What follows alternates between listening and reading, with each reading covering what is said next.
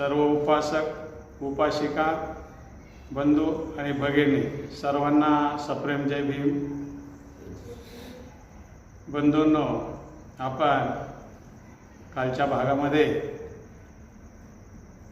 Bodhisattva doctor Babasaheb Ambedkar यांनी संविधान सभेत जे शेवटचे भाषण केले त्यामध्ये त्यांनी संविधान सभेतील सर्व सदस्य आणि मसुदा समितीचे सर्व सदस्य व सर्व सहकार केलेले विद्वान आणि सल्लागार यांचे त्यांनी आभार मानले। हे आपण कालच्या भागामध्ये पाहिले आणि त्यांनी या ज्या 4 गोष्टी होत्या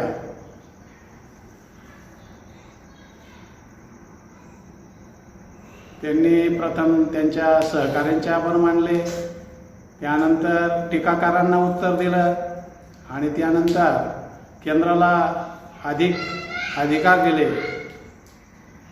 त्याचं सविस्तर उत्तर दिलं आणि त्यानंतर भारताबद्दल यावर त्यांचं भाषण संपलेलं होतं। परंतु त्यांना भारताची वास्तविक जी परिस्थिती होती, भिन्नता, भेदाभेद, विषमता जी व्यवस्था होती ती समाजात भयंकर अंधश्रद्धा, विषमता, अन्याय ह्या ज्या गोष्टी होत्या भयंकर मोठ्या प्रमाणात पसरलेल्या होत्या आणि त्यामुळं त्यांना भविष्यात आपण जरी राज्यघटना भविष्यासाठी सगळ्यांच्या सहकार्याने चांगली बनवलेली असली तरीही भविष्यात भारताची सगळी परिस्थिती पाहता, भौगोलिक परिस्थिती आणि सांस्कृतिक परिस्थिती, धार्मिक परिस्थिती, सामाजिक परिस्थिती, आर्थिक परिस्थिती पाहिली असता भविष्यात मला जरा चिंता वाटते असे बाबासाहेब त्यांच्या भाषणात म्हणते। आणि म्हणून सगळ्यांचे आभार मानल्यानंतर आणि त्यांच्या टीकेंना सविस्तर उत्तर दिल्यानंतर बाबासाहेब म्हणते मला तर भाषण इथंच संपवायचं होतं, परंतु मी थोडा अधिक वेळ घेणार आहे।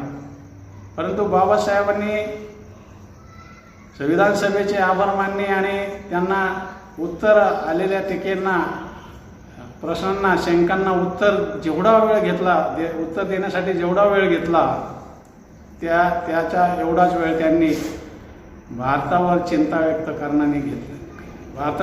व्यक्त करताना घेतलेला दिसतो। आणि पुढे बाबासाहेब म्हणतात की मला भविष्यात भारताची चिंता वाटते, कारण इतिहासामध्ये पाहिलं असता असं दिसतं की भारत हा सुसंस्कृत आणि सभ्य असा संस्कृती असलेला, मानवी सभ्यता असलेला देश होता। परंतु या देशामध्ये स्वकीयांनीच, इथल्याच लोकांनी स्वार्थासाठी आणि आंधळेपणाने भारताच्या विरुद्ध काम केलं आणि भारताला पारतंत्र्यात ढकललेलं आहे असं दिसतं। आणि म्हणून तीच परिस्थिती आज भारतामध्ये असल्यासारखी वाटते आणि त्या ज्या मध्ययुगीन काळाचा जो पगडा आहे तो समाजावर मोठ्या प्रमाणात आहे। समाजात विषमता भयंकर आहे, समाजात अंधश्रद्धा भयंकर आहे, समाजात शिक्षणाचं प्रमाण फार कमी आहे, समाजात भेदाभेद आहे, समाजात अन्याय आहे, समाजात अनेक धर्म आहेत, समाजात अनेक पंथ आहेत, समाजात अनेक जाती आहेत आणि या सर्वांसाठी एक संविधान मोठ्या कष्टाने आणि परिश्रमाने संविधान सभेने उभे केलेले आहे, दिलेले आहे, भारताने ते स्वीकारलेले आहे। परंतु त्यासाठी काम करणारे जे लोक आहेत ते प्रामाणिकपणे संविधानानुसार करतील काय अशी मला शंका वाटते। कारण या देशात सर्वजण आपापल्या पंथाचं, जातीचं, धर्माचं, गटाचं, तटाचं, विचाराचं, वंशाचं वर्णन करता आणि त्यानुसार बनवण्याचा प्रयत्न करतात। भारतासाठी कोणी काम करताना इतिहासात दिसलं नाही, कारण भारताला घटनाच नव्हती आणि मनमानी पद्धतीने जो तो आपापले विचार भारतावर लादत असे आणि त्यामुळेच भारत हा पारतंत्र्यात गेलेला आहे। म्हणून परत असं होऊ नये म्हणून संविधान सभेने मोठ्या कष्टाने हे संविधान भारताला तयार करून दिलेलं आहे आणि सर्व भारताने ते स्वतः परत अर्पणही केलेलं आहे। परंतु परिस्थिती पाहता असं वाटतं की यावर जे काम करणारे लोक आहेत, संविधानाप्रती प्रामाणिक असणारे जे लोक आहेत, असे लोक या देशात मिळतील काय आणि भारतासाठी काम करतील काय, असं यावर शंका वाटते। आणि मग असं वाटतं की एकेकाळी जो भारत देश एवढा सभ्य आणि संस्कृती आणि वैभवशाली होता, त्या भारताला परत जर त्याला वैभवाला न्यायचं असेल तर या भारतामध्ये अनेक जनपद, गणराज्य, संघराज्य होती।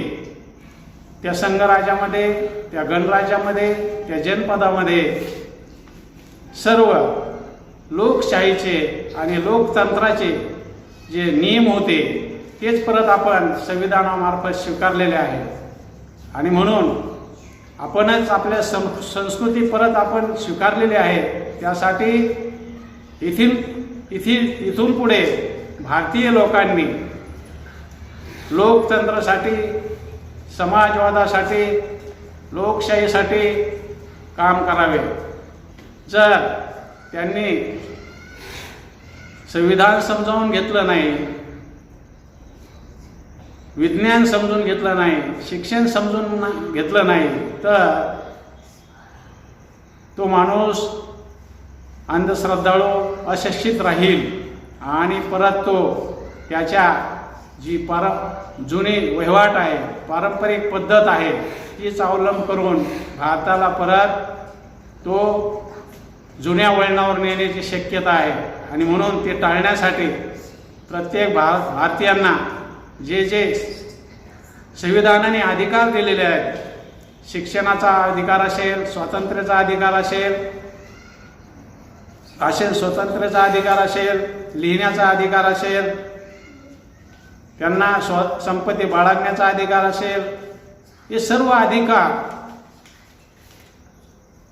समाजाने स्वीकारले पाहिजेत आणि भारतीय संसदेने त्यांना बहाल केले पाहिजेत। त्याच्यासाठी प्रत्येक नागरिकाने आणि लोकप्रतिनिधींनी जागृत असलं पाहिजे, जेणेकरून भारत परत पारतंत्र्यात जाणार नाही। यासाठी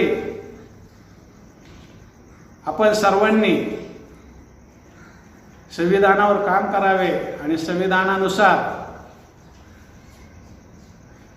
सर्व ज्या गोष्टी आहेत त्या करून समाजाला न्याय मिळवून देण्याचा प्रयत्न करावा, जेणेकरून कोणावर अन्याय होणार नाही, कोणी विषमतेचा बळी ठरणार नाही आणि तो भारत देश हा माझा देश आहे असं समजेल। त्याला माझं कोणी नाही, माझ्यासाठी कोणी नाही असं त्याला कधी वाटू नये, जेणेकरून तो या समाजाची जी एकता आहे ती निर्माण होऊन भारत देश हा अखंड एक राष्ट्र बनेल असं प्रयत्न सर्वांनी करावा। आणि बाबासाहेबांनी तेवढं सर्व सांगून मला याच्या पुढे यानंतर देशाला तारक होईल असा जो मार्ग आहे असा काही मला दुसरा दिसत नाही। जय भीम एवढं बोलून मी माझे 2 शब्द संपवतो. जय भीम, जय भारत.